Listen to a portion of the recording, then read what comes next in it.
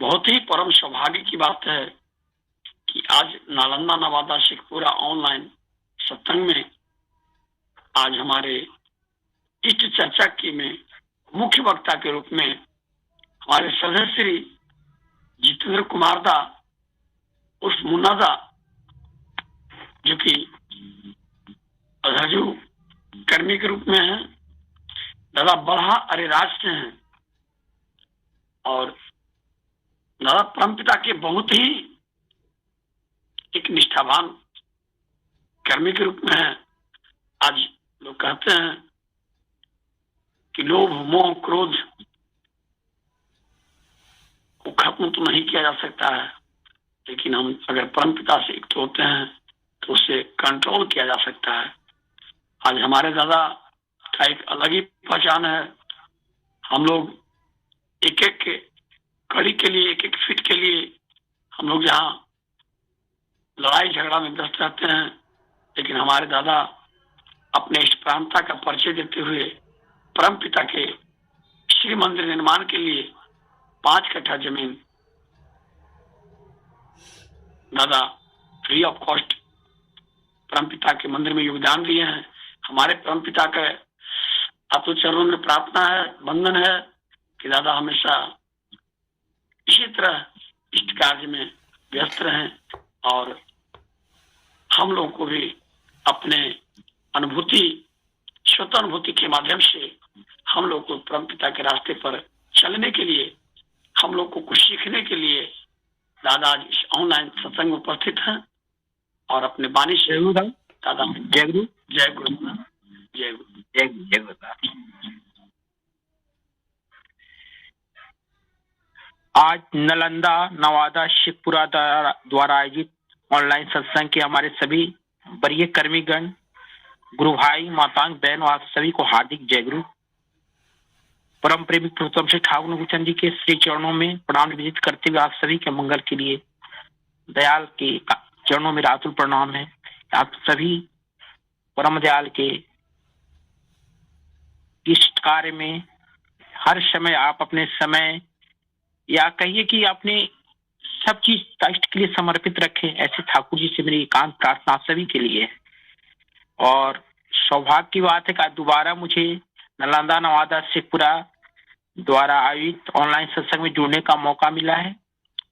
ठाकुर जी के कार्य में कहते ठाकुर जी की कोई चीज बाय चांस नहीं होता, सब प्री प्लान होता है।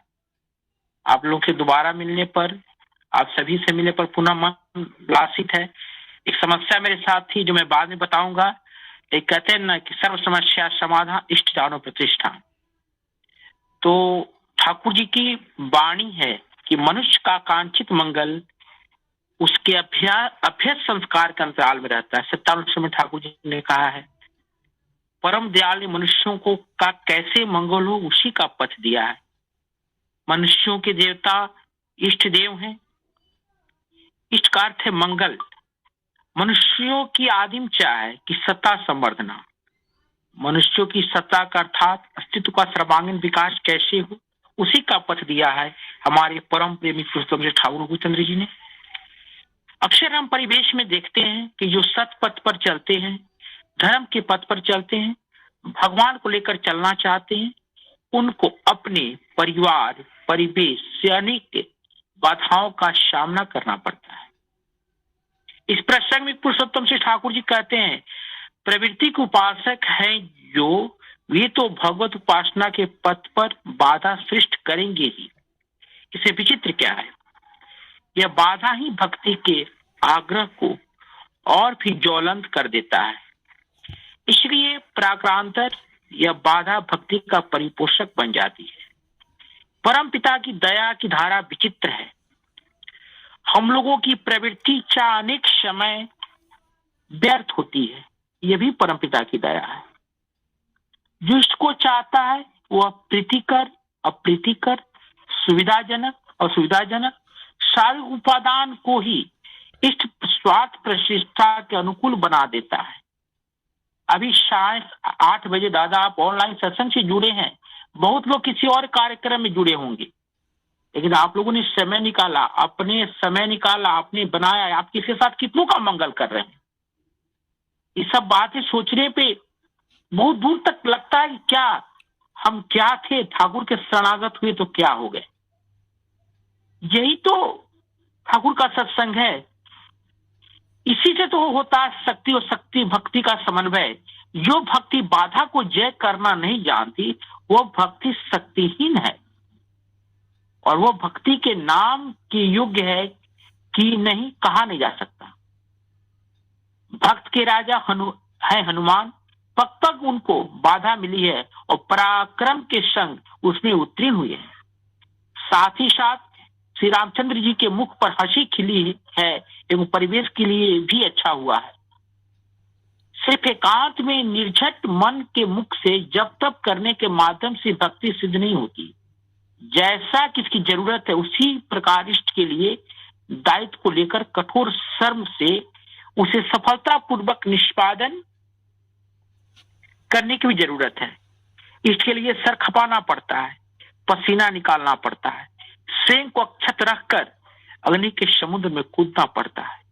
उनकी इच्छा को पूर्ण करने के क्रम में कितने प्रकार की परिस्थिति वो मनुष्य के सम्मुखीन होना पड़ता है। हम कहाँ के, आप कहाँ के।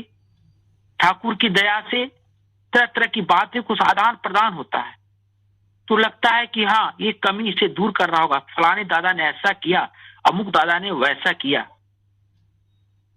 उनकी इच्छा को पूर्ण करने के लिए तरह तरह की समस्या और तरह तरह की परिस्थितियां आती है, और लेकिन हम ठाकुर जी के उद्देश्य में अटूट रहकर सब कुछ को परिचालन, सभी के कल्याण को आधारित करते हुए पारस्परिक प्रीति संगति को सलील कर सीढ़ी दर सीढ़ी अग्रसर होना, यही तो सत्संग हमें बतलाया आज तक। यही तो हम लोग सीखे, कहां थे, कहां से हम कहां कैसे पहुंच गए। इसके द्वारा ही तो अपना आत्मविश्वास, व्यक्तित्व, अभिज्ञता, प्रज्ञा विकसित होती है। भक्त भगवान के हाथों उनकी मांगलिक शक्ति के एक शक्तिमान हथियार स्वरूप बन जाता है। एक भक्त जहां रहता है उसके आसपास सभी तरह से उन्नत हो जाता है। इस युगता के अभ्युदय के विषय में आराम विराम की अपेक्षा बाधा विघ्न और झंझावत ही अधिक फलदायी होता है। आज सत्संग के माध्यम से हम लोग उपयोजना केंद्र को, परम पूज्य वाईदास ने उपयोजना केंद्र पर बहुत ही जोर दिया है।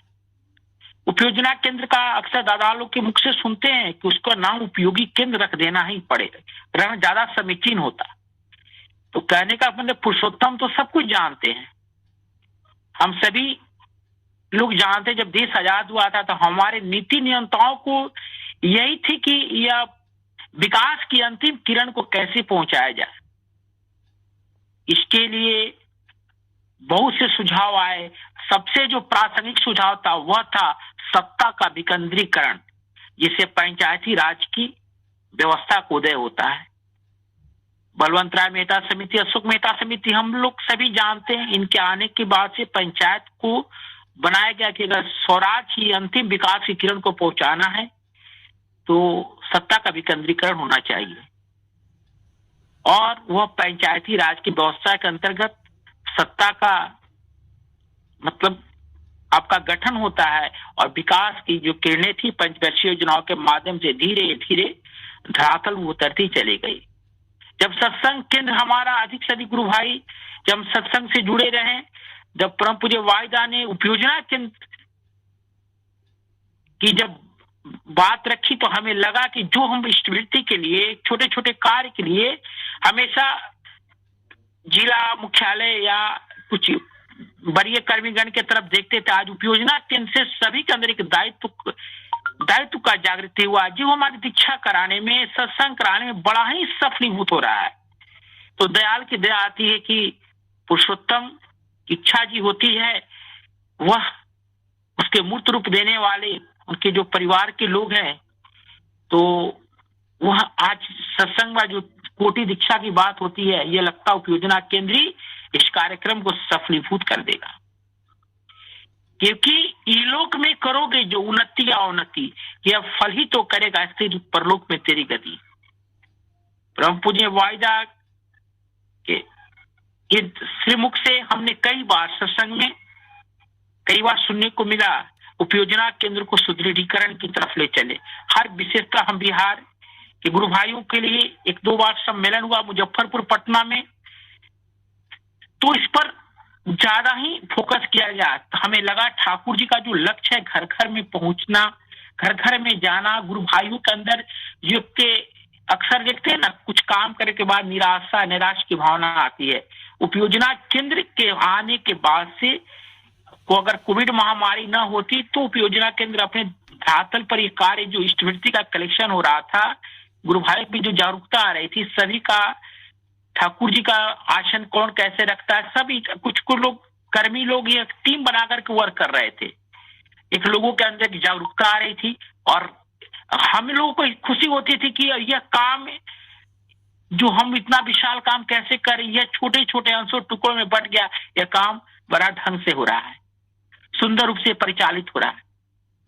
तो ऐसी बहुत सी चीजें हैं जो कि हम लोग सत्संग से रह करके, इस महामारी काल में रह करके भी दादा के सानिध्य लाभ करते हुए तरह तरह की बातों को आपके ऑनलाइन सत्संग के माध्यम से, दादा लोग के फोनिक संबंध के माध्यम से, अगर सत्संग के माध्यम से हम सभी दूसरे से जुड़े रहे। यह महामारी काल को भी हमने एक उपयोगी योजना के रूप में बना दिया और इसमें ऑनलाइन सत्संग वाले जो दादा लोग हैं, जो हर जगह ये देखा जाए कि पूरे तरफ इसकी बाढ़ सी आ गई, तो यही तो होता है अच्छा काम। अच्छा अच्छे के तरफ जाते हैं, बुरा बुरे के तरफ जाते हैं, एक तरफ सुप्रवृत्ति, एक तरफ कुप्रवृत्ति। इसी को तो ठाकुर जी हम लोग को बचाने बढ़ाने के लिए हम लोग ये चीज दे करके गए थे। तभी तो कहा था ठाकुर जी ने, जे जाने से माने, ये जाने ना से माने ना। और इसके कारण हम लोग नित्य निरंतर, जब भी हम गुरु भाई, जब भी कोई परेशानी या कोई समस्या आती है, तब लगता है कि नहीं, जब हमारे ठाकुर जी तो हैं और पता चलता है कि हाँ, उस समस्या से हम रिहाई प्राप्त कर लेते हैं। अभी मैं अपनी घटना आपको बताना चाहता हूँ दादा। 6 दिसंबर को 10:30 के लगभग मैं स्कूल जा रहा था।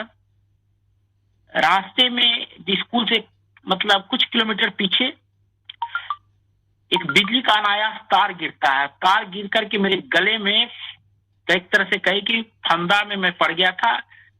सामने मुझे लगा कि कोई मुझे मतलब रस्सी को खींच रहा था फांसी की तरफ। मुझे मन में शंका सी हुई, बिजली का तार देखा तो मैं और डर गया और तत्क्षण में गाड़ी को रोका। बड़ी वो रोड काफी मतलब व्यस्त रोड है, तो मैं अपने तार को उसको निकाल कर फेंका, सीधे स्कूल गया। स्कूल जाने के बाद मेरी स्थिति अच्छी नहीं थी। हम दयाल को प्रणाम करते मन ही मन, क्या था, लगा कुछ त्रुटि हुई है हमसे या कोई बात, तरह तरह का बात जा रहा था और मेरे गले पर एक खरोच सा पड़ गया है। और कहीं 6 तारीख की घटना है।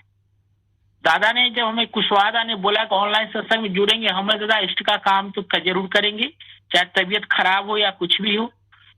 तो मैं दादा से जुड़ गया। परसों कल तक मैं ढंग से बोल नहीं पा रहा था, शाम से मेरा आवाज पहले से बहुत अच्छा हो गया है। और मुझे दयाल की दया लगी कि ऐसी ऐसी कितनी घटनाओं से रिहाई पाऊं। जो भी देख रहे थे सब कह रहे थे कि मृत्यु के मुख से दादा निकल करके आए। घर में भी मैंने किसी को नहीं बतलाया, बहुत बाद में मैंने खबर किया, भाई लोग आए फिर ले साथ चले आए। मैं छुट्टी लिया हूँ, लेकिन ठाकुर जी की चर्चा पर चर्चा आके मतलब ठाकुर जी को प्रणामी निकाला। अपना जो केंद्र है, कहें बेटा को जाकर वहां पर इसको प्रणामी को ठाकुर जी को दीजिए। जो होना हो गए तो सब कुछ ठीक था दादा, ठाकुर जी की दया से मैं बच गया। मैं उस घटना को भी ठाकुर जी का ही दया समझ रहा हूँ, क्योंकि उस जगह दूसरा होता तो निश्चित तो उसको उसकी मृत्यु निश्चित तौर पे हो जाती। मुझे लगा लेकिन ठाकुर जी की यह सब असीम दया है। तो दादा ने कहा कुशवाहा दादा आप जुड़ेंगे? बोले दादा निश्चित तौर पर, इससे बड़ा क्या हो सकता है। ठाकुर जी का काम, कहते हैं ना राम काज में विश्राम का, ठाकुर जी का काम है जो ना राम का वह किस काम का। ठाकुर का काम करके ही तो हम लोग बच्चे बड़े हैं, चाहे जिस जगह पर पहुंचे वो ठाकुर जी का असीम दया है। तो आज ये सत्संग में हम सभी लोग जुड़ रहे हैं।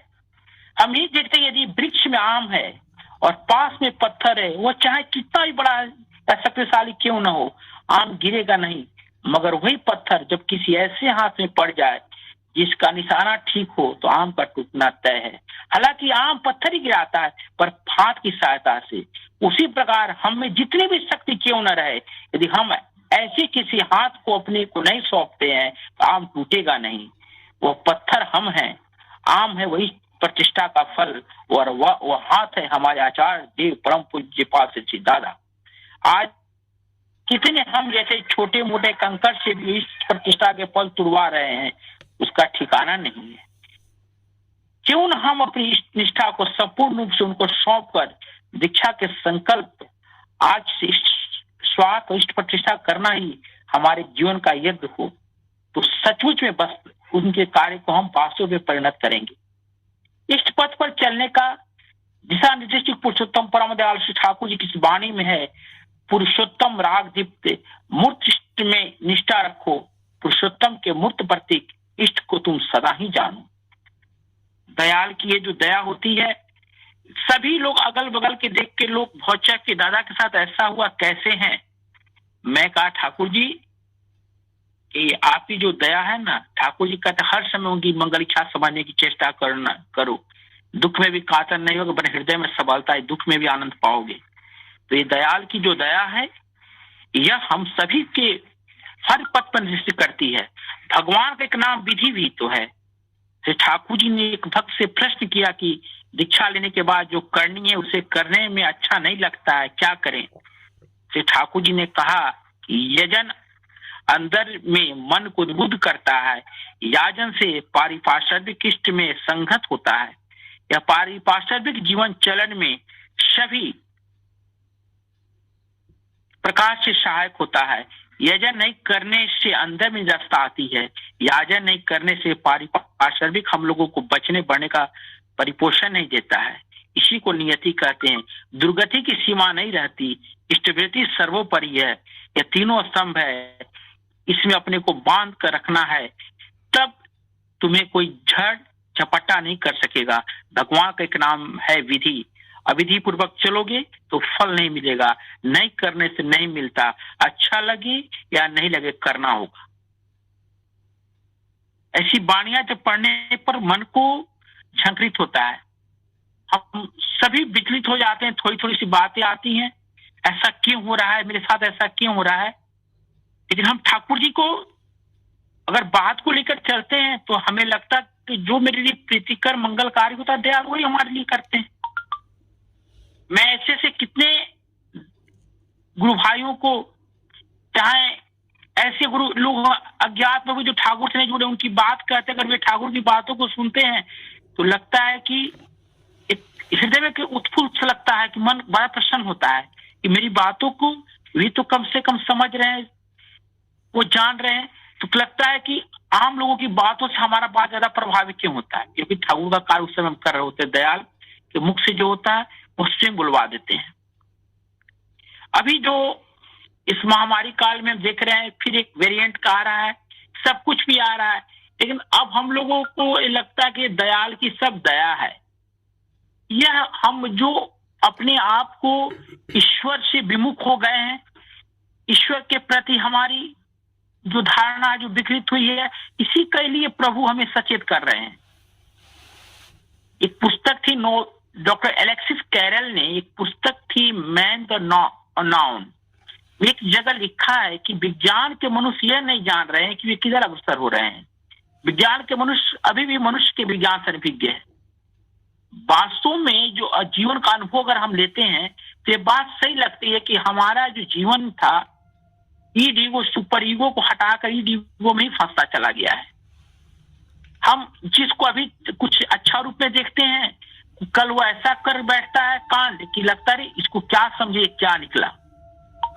आज जो मनुष्य में जो ये व्यक्ति भ्रम है, ये व्यक्ति जो कब क्या क्या करता है, इसके ही तो गाइड करने के लिए ठाकुर जी ने बेटी भेदी टान के लिए जरूरत बताया था, जो कि केंद्र में पुरुषोत्तम के नजदीक रहकर किसको हम प्राप्त कर सकते हैं। इस बेटी भेदी टान की जरूरत है ऐसे केंद्र की जो स्वयं मनुष्य के सृष्टा हो, जो मनुष्य की वृत्तियों को मैकेनिज्म को जानते हो, जो सब ज्ञाता और वैसे ही होते ही पुरुषोत्तम, जिसको इस युग में हम श्री ठाकुरों को चंद्रिका में पाए हैं। कारण पुरुष परमदयाल श्री ठाकुर ने लोक व्यवहार और लोक चरित्र के संबंध में विभिन्न वाणियों से और विभिन्न आलोचनाओं के दौरान ऐसे ऐसे सूक्ष्म प्रवृत्तियों के विज्ञान को दर्शाया है। उस दिशा सूचक केंद्र से हम स्वयं को और साथ ही साथ अपने परिवेश के लोगों के चरित्र का अनुसंधान सटीक रूप से कर पाते हैं, जो हमारे जीवन के चलन को सहज बना देता है। अभी जो समय चल रहा है, यह रोज नया समय आ रहा है, नई नई बातें आ रही हैं, समय आ रहा है, लेकिन हर बात में जो दयाल को लेकर के चलते एक बल, एक ताकत अलग से एहसास होता है कि नहीं, कुछ तो है, कुछ खास है हम सभी में। जो याद आता है वो याद आता है ठाकुर की बातों से जब जुड़ते हैं तो, क्योंकि ठाकुर जी ने स्पष्ट कहा है कि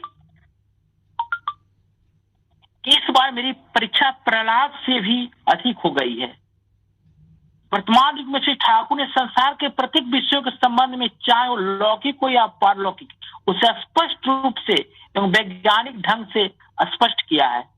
श्री ठाकुर अपनी लौकिक लीलाएं दिखाकर हम सभी को क्या कि आने वाला समय आचार्य परंपरा जो देख करके गए, आज जब भी निराशा का वातावरण आता तो ये आचार्य परंपरा इस सन्निकट अगर हम पहुंच कर गुरु भाई हर समस्या का समाधान करते हैं। आज यही तो है कि आज ऑनलाइन सत्संग में हम सभी जुड़े हुए हैं, अपनी बातों को आपके हम समक्ष रख रहे हैं।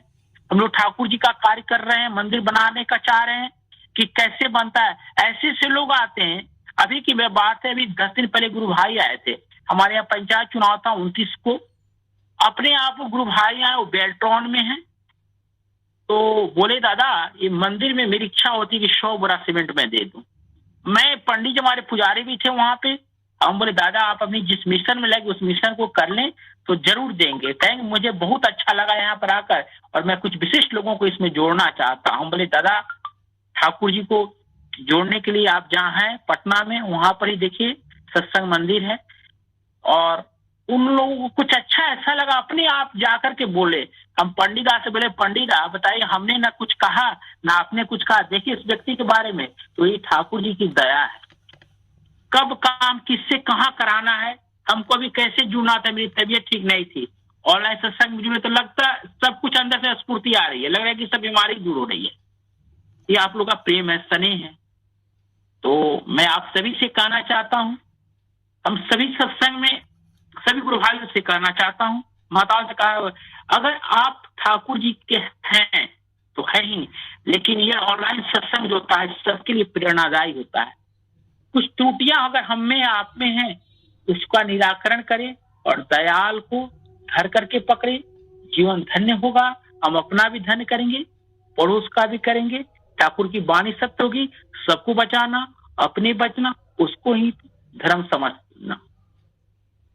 इन्हीं शब्दों के साथ मैं अपनी वाणी को विराम देते हुए आप सभी के मंगल कामना के लिए परम दयाल श्री ठाकुर जी के श्री चरणों में प्राण भेद करते हुए आप सभी के मंगल के लिए ठाकुर से कामना करता हूँ।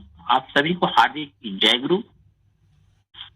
सभी जितेंद्र ठाकुर आनंदित, बहुत ही सुंदर और बहुत ही सरल भाव से भी हम लोगों के बीच हमारे सभी जितेंद्र दा परमपिता की स्वतःअनुभूति को बता रहे थे कि हमारे परमपिता किस तरह से हमारे पीछे साथ साथ चलते हैं, किस तरह पिता दादा के गले में लपटता है और किस तरह हमारे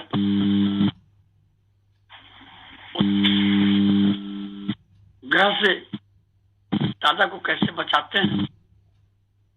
और अभी श्रीमुख से हम लोग सुन रहे थे कि दादा का तबीयत सुस्त था, परम पिता के इस चर्चा में भाग लेने से वो पीछे नहीं है।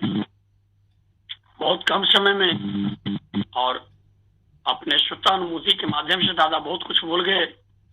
हम लोग को यह लेने की आवश्यकता है कि हम लोग जब तक परम पिता के निष्ठावान नहीं बनेंगे तब हमें समय का था कि 9:30 होने जा रहा था, हमें समय की पालन करना था, इसलिए मैंने अपनी वाणी को विराम दिया था। जी दादा, तो हमारे अभी किस तरह से हम लोग को स्वतःनुभूति रख रहे थे कि जब तक हमारे अंदर निष्ठा नहीं होगी तब तक हम परमपिता का आनंद को प्राप्त नहीं कर सकते हैं। अब मैं एक विशेष जानकारी दे देना चाहता हूं, समय का अभाव भी है। यह नालंदा नवादा शेखपुरा ऑनलाइन सत्संग सोमवार, बुधवार, शुक्रवार और शनिवार को दिन संध्या 8 बजे से 9:30 बजे तक चलती थी और रविवार को मातृ सम्मेलन होती थी। लेकिन यह सत्संग कि हमारे जितने भी संचालक महोदय हैं सभी से यह तय किए हैं कि अब सत्संग प्रत्येक दिन चलेगी।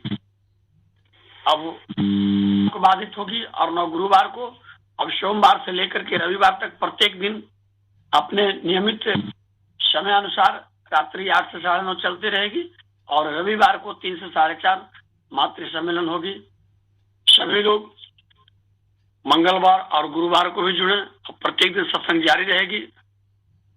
अब हम सभी लोग मिलकर परम पिता के चरणों में प्रार्थना बंधन करते हैं कि हमारे जितेंद्र दास स्वस्थ रहें, दीर्घायु रहें, परम पिता इनकी रक्षा हमेशा करते रहें, दादा एवं इनके पूरे परिवार के जीवन में शांति, स्वस्ति, मंगल बना रहे। इसी कामना के साथ मैं अपनी वाणी को विराम देता हूं और अभी हमारे बीच सदैव डॉक्टर प्रकाश दास जुड़े हुए हैं। प्रकाश दास से मैं आग्रह करता हूं कि दादा आप हमारे बीच अभी जो इस चर्चा के मुख्य वक्ता के रूप में हमारे अभी जितेंद्र दास है, अभी श्रद्धेय जितेंद्र दास को आप 2 शब्द बोलकर अनुग्रहित करें दादा। जय गुरु दादा, जय गुरु। वंदे पुरुषोत्तमम, वंदे पुरुषोत्तमम, वंदे पुरुषोत्तमम। सभी को आनंदित जय गुरु। आज नालंदा नवादा शेखपुरा के तत्वावधान में यह सुंदर भावमय इष्टमय सत्संग अनुष्ठित है। परमपिता की असीम दया है। आज हम सबों ने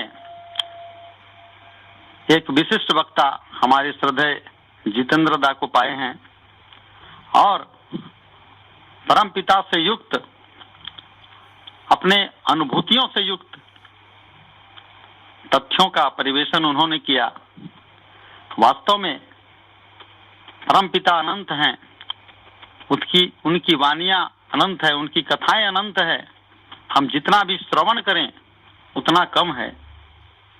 हमारे श्रद्धेय दादा ने अपनी अनुभूतियों को हम सबों के बीच प्रस्तुत किया। सुनकर हम सभी कृतज्ञ हुए।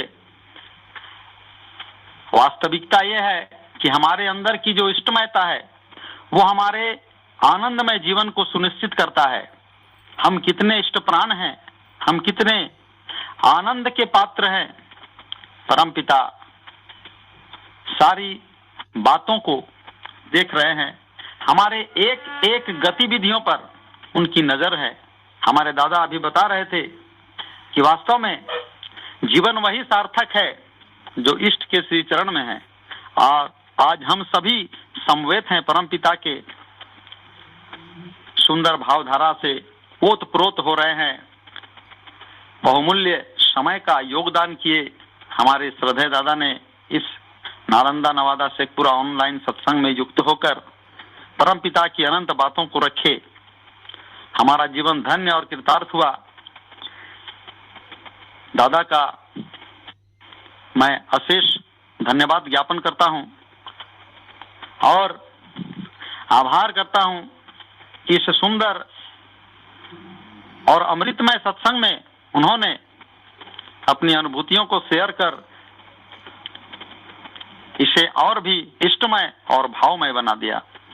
परमपिता के रांगा रातुल चरण में श्रद्धेय जितेंद्र दा एवं उनके परिवार पारिपार्श्विक समस्त की मंगल कामना निवेदन करता हूं और साथ में ये भी अनुरोध करता हूं कि दादा इसी प्रकार हमारे सुंदर सत्संग में युक्त होकर हमें निरंतर प्रेरित करते रहें, निरंतर हमें ऊर्जावान बनाते रहें, हमें इष्टमय बनाते रहें, हमारा मार्गदर्शन करते रहें। बहुत बहुत आभार अभिनंदन आपको ज्ञापन करता हूँ। जय गुरु दादा, जय गुरु। आप भी दादा, जय गुरु। बहुत बहुत धन्यवाद आप सभी को। जय दादा, जय गुरु।